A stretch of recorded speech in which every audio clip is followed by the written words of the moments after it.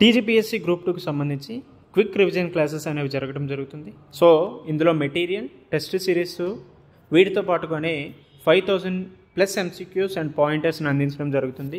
So దీని యొక్క fee 4999 ఉండేది. అయితే చాలామంది విద్యార్థుల రిక్వెస్ట్ మేరకు దీన్ని 999 రూపాయలకే అందించడం జరుగుతుంది.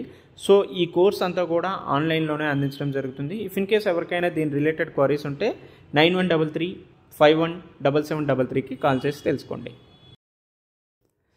Welcome to K P I A S. Myself Manikanta. Telangana ఉద్యమానికి సంబంధించి ఇంకొన్ని అంశాల గురించి మనం డిస్కస్ చేసుకుందాం. సో ఈరోజు ఫస్ట్ క్వశ్చన్ చూసుకుంటే, which committees report led to the chalo assembly protest in Basheerbagh on August 28, 2000. So August 28, 2000న బషీర్బాగ్లో చెలో అసెంబ్లీ నిరసనకు ఏ కమిటీ నివేదిక దారి తీసింది అనేది అడిగారు. సో కిందన 4 ఆప్షన్స్ ఉన్నాయి. విచ్ వన్ ఈజ్ కరెక్ట్ అని అడిగారు. సో 5 to 10 seconds టైం తీసుకొని దీని ఆన్సర్ ఏంటో గెస్ చేయండి. రైట్, మెయిన్గా దీని యొక్క ఆన్సర్ తెలుసుకునే ముందు మిగతా కమిటీస్ ఎందుకు ఏర్పడ్డాయి, ఈవెన్ దీనికి సంబంధించినటువంటి ఆన్సర్ కమిటీ ఎందుకు ఏర్పడింది అనే అంశాన్ని కూడా చూద్దాం. సో మెయిన్గా కోనేరు రామకృష్ణారావు కమిటీ అనేది ఉన్నత విద్యకు సంబంధించి, హయ్యర్ ఎడ్యుకేషన్కి సంబంధించి ఏర్పాటు చేశారు. అదేవిధంగా గంగోపాధ్యాయ కమిటీ ప్రభుత్వ వ్యయానికి, గవర్నమెంట్ ఎక్స్పెండిచర్కి సంబంధించినటువంటి అంశాల మీద దృష్టి పెడుతూ ఏర్పాటు చేయడం జరిగింది. రైట్, అదేవిధంగా సుబ్రహ్మణ్యం కమిటీ ప్రభుత్వ రంగ సంస్థలు, పబ్లిక్ సెక్టార్ ఎంటర్ప్రైజెస్ని దృష్టిలో పెట్టుకొని ఏర్పాటు చేశారు. రైట్, అదేవిధంగా హితేన్ భయ్య కమిటీ ఎలక్ట్రిసిటీ, విద్యుత్కి సంబంధించినటువంటి అంశాలను దృష్టిలో పెట్టుకొని వేయడం జరిగింది. రైట్, మేజర్గా ఈ చెలో అసెంబ్లీ సంఘటన అనేది హితేన్ భయ్య కమిటీ ఇచ్చినటువంటి సిఫారసులకు అనుగుణంగా ఈ చెలో అసెంబ్లీ ప్రొటెస్టులు అనేవి జరిగాయి. సో ఈవెన్ ఈ చెలో అసెంబ్లీ ప్రొటెస్టులు జరిగినప్పుడు పోలీస్ గన్ ఫైర్ జరగడం, సో పోలీసుల కాల్పులు జరగడం వల్ల దాదాపు అక్కడ ఉన్నటువంటి 3 ఉద్యమకారులు కూడా మరణించడం జరిగింది.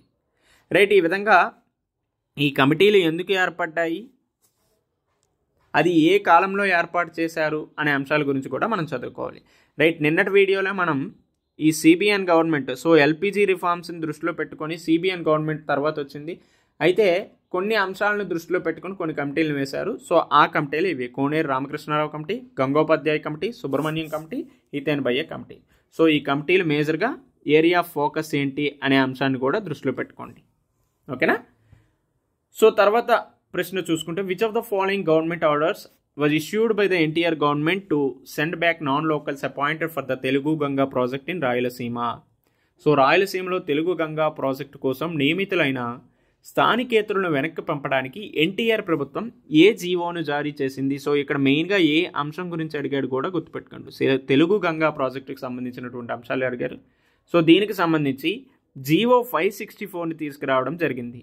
సో ఈ జీవో 564లో భాగంగా రాయలసీమలో తెలుగు గంగా ప్రాజెక్టు కోసం నియమించబడినటువంటి స్థానికేతరులు ఎవరైతే ఉన్నారో, నాన్ లోకల్స్ ఎవరైతే ఉన్నారో వాళ్ళని వెనక్కి పంపేందుకు ఈ జీవో 564 అనేది తీసుకురావడం జరిగింది. రైట్, అదేవిధంగా ఈ జీవో 610 అవ్వచ్చు, జీవో 36, జీవో 515 అనేవి ఎందుకు తీసుకొచ్చారు అనే అంశాల గురించి కూడా చదువుకోవాలి. ఓకేనా?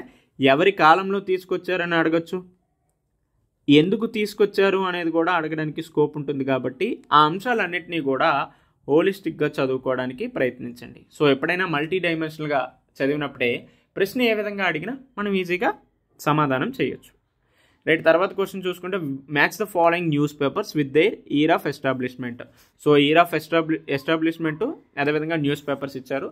సో 1974, 1960, 1984, 1952. సో న్యూస్ పేపర్స్ ఈనాడు, ఆంధ్రజ్యోతి, ఉదయం, విశాలాంధ్ర. సో మెయిన్గా 1974లో ఈనాడు పత్రిక ప్రారంభించారు. 1960లో ఆంధ్రజ్యోతి అనే పత్రికను ప్రారంభించారు. ఉదయం పత్రికని 1984లోను, విశాలాంధ్ర పత్రికను 1952లో ప్రారంభించడం జరిగింది. ఓకేనా?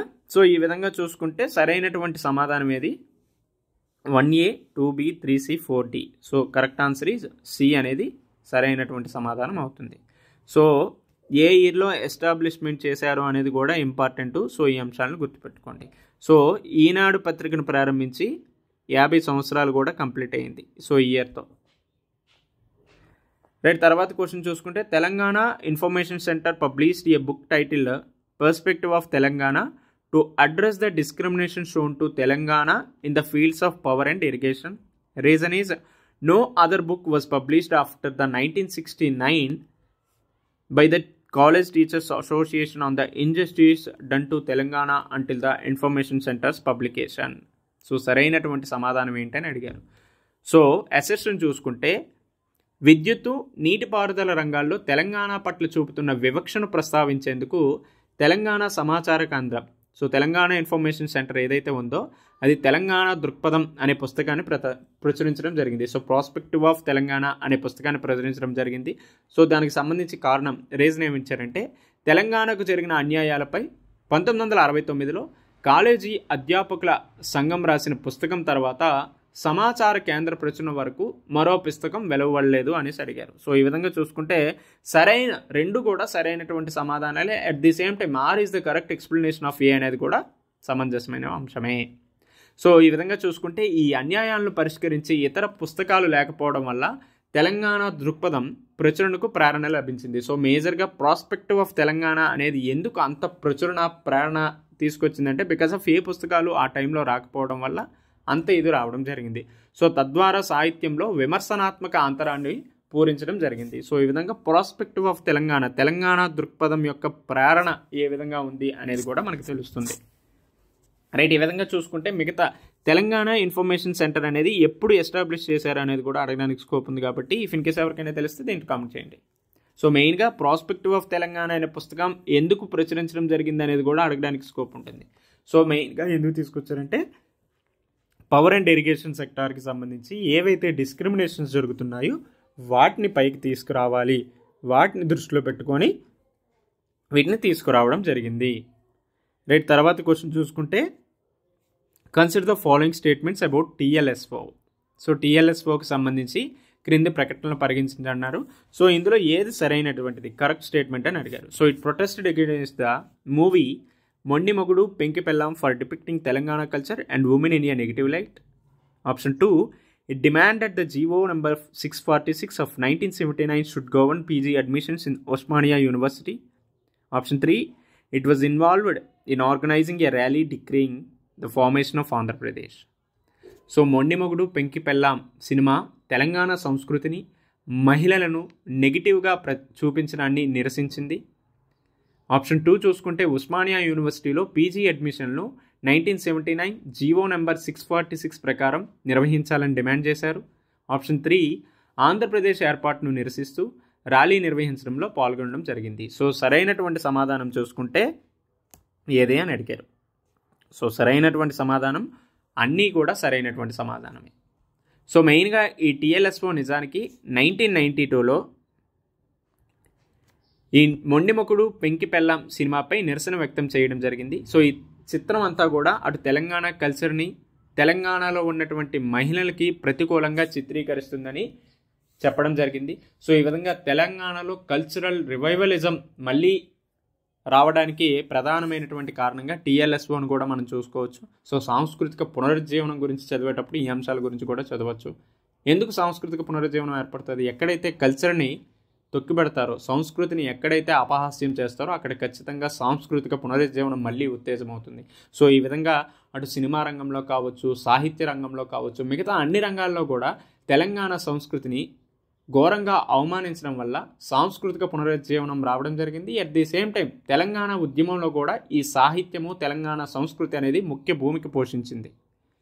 రైట్, అదేవిధంగా ఈ టీఎల్ఎస్ఓ ఉస్మానియా యూనివర్సిటీలో పీజీ కోర్సుల అడ్మిషన్ 1979 జీవో నెంబర్ 646కి కట్టుబడి ఉండాలని డిమాండ్ చేయడం ద్వారా విద్యాపరమైనటువంటి విషయాల మీద కూడా స్టాండ్ తీసుకుంది. సో అటు కల్చర్ పరంగాను, ఇటు ఎడ్యుకేషన్ పరంగాను కూడా ఇది స్టాండ్ తీసుకోవడం జరిగింది.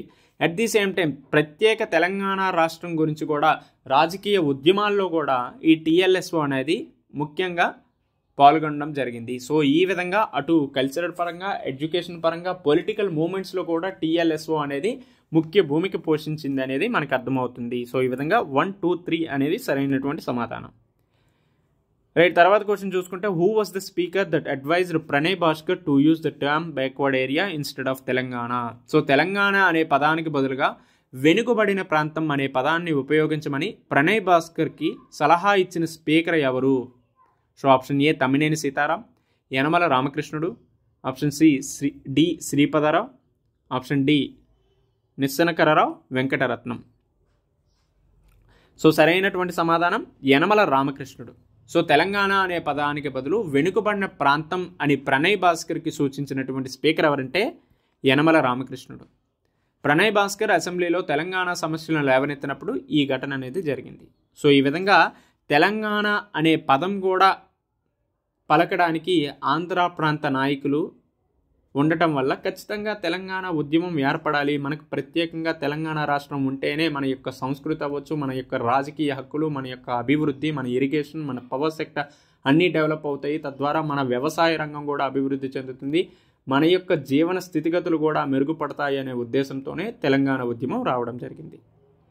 సో ఈ విధంగా అటు కల్చర్ పరంగా కావచ్చు, రాజకీయాల పరంగా కావచ్చు, ఎకానమీ పరంగా కావచ్చు, సాహిత్య రంగంలో కావచ్చు, అన్ని రంగాల్లో కూడా తెలంగాణను అపహాస్యం చేయడం వల్లనే తెలంగాణ ఉద్యమం అనేది రావడం జరిగింది అనేది కూడా గుర్తుపెట్టుకోండి.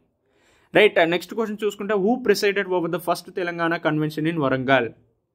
సో వరంగల్లో జరిగినటువంటి తొలి తెలంగాణ మహాసభకు ఎవరు అధ్యక్షత వహించారు అంటే భూపతి కృష్ణమాచారి గారు ఫస్ట్ తెలంగాణ కన్వెన్షన్కి ప్రిసైడెడ్ ఉండడం జరిగింది. సో వరంగల్లో జరిగినటువంటి తొలి తెలంగాణ మహాసభ భూపతి కృష్ణమాచారి అధ్యక్షతన జరిగింది.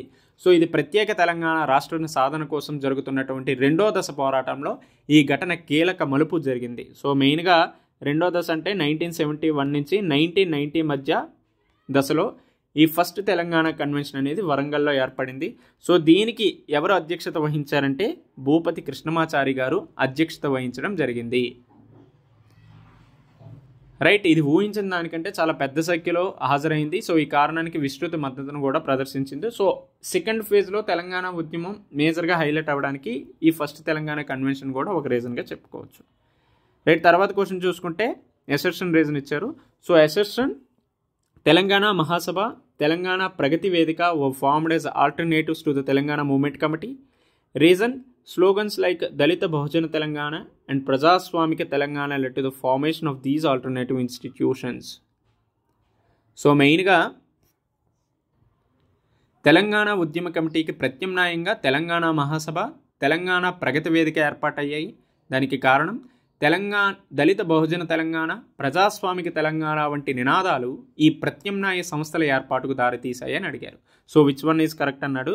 సో ఈ రెండు స్టేట్మెంట్స్ సరైనవే, కానీ సో ఈ రీజన్ అనేది ఏకి సరైనటువంటి ఎక్స్ప్లెనేషన్ కాదు. So both A and R true, but R is not the correct explanation of A అనేది సరైనటువంటి సమాధానం. సో తెలంగాణ ఉద్యమ కమిటీకి ప్రత్యామ్నాయంగా తెలంగాణ మహాసభ, తెలంగాణ ప్రగతి వేదిక అనేది ఏర్పాటైంది. సో ఇది అనేది సరైనటువంటి అంశమే. అయితే దళిత బహుజన సభ, దళిత బహుజన తెలంగాణ, ప్రజాస్వామిక తెలంగాణ వంటి నినాదాలు కొత్త సంస్థల ఏర్పాటును ప్రభావితం చేశాయి కాబట్టి కారణం కూడా నిజమే. అయితే అందించిన కారణం ఈ నిర్దిష్ట ప్రత్యామ్నాయాలు ఎందుకు ఏర్పడ్డాయో నేరుగా వివరించలేదు. సో తద్వారా ఇది సరైనటువంటి అంశం అవుతుంది.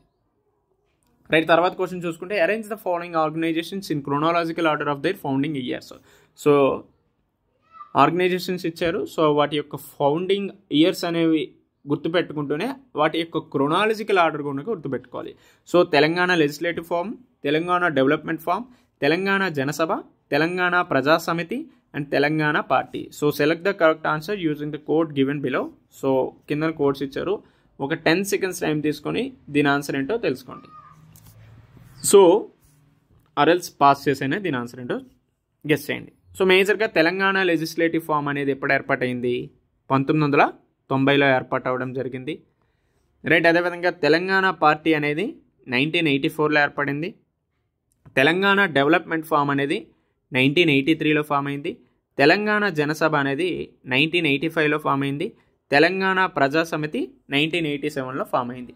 సో ఈ విధంగా క్రోనాలజికల్ ఆర్డర్ ఒక క్రమ పద్ధతిలో కాలక్రమానుసారంగా అమర్చండి అని అడిగారు. సో ఈ విధంగా చూసుకుంటే సరైనటువంటి సమాధానం ఏమవుతుంది? So first Telangana development forum వస్తుంది, ఆ తర్వాత తెలంగాణ జనసభ తెలంగాణ పార్టీ వస్తుంది, తర్వాత తెలంగాణ జనసభ, తర్వాత తెలంగాణ ప్రజా సమితి, సో లాస్ట్గా తెలంగాణ లెజిస్లేటివ్ ఫామ్ అనేది వస్తుంది. సో ఈ విధంగా క్రోనాలజికల్ ఆర్డర్ అనేది గుర్తుపెట్టుకోవాలి. దీని యొక్క ఫౌండింగ్ ఇయర్స్ గుర్తుపెట్టుకుంటూనే ఇవి ఎందుకు ఏర్పడ్డాయి, వాటి యొక్క ఆబ్జెక్టివ్స్, వాటి యొక్క లక్ష్యాల గురించి కూడా గుర్తుపెట్టుకుంటే బాగుంటుంది. At the same time founding ఇయర్స్తోనే ఫౌండర్స్ కూడా గుర్తుపెట్టుకోండి. అటు తెలంగాణ లెజిస్లేటివ్ ఫామ్ ఫౌండర్ ఎవరు, డెవలప్మెంట్ ఫామ్ ఫౌండర్ ఎవరు, జనసభ, ప్రజాసమితి, తెలంగాణ పార్టీ యొక్క ఫౌండర్స్ ఎవరు అనేది కూడా గుర్తుపెట్టుకోండి. సో అది కూడా మనకి ఎగ్జామ్లో అడగడానికి స్కోప్ ఉంటుంది. రైట్, ఈ విధంగా ఈరోజు ఇంకొన్ని క్వశ్చన్ల గురించి డిస్కస్ చేసుకున్నాం. సో ఇంకొన్ని క్వశ్చన్స్ని రేపు కూడా డిస్కస్ చేసుకుందాం. Until then take care, bye.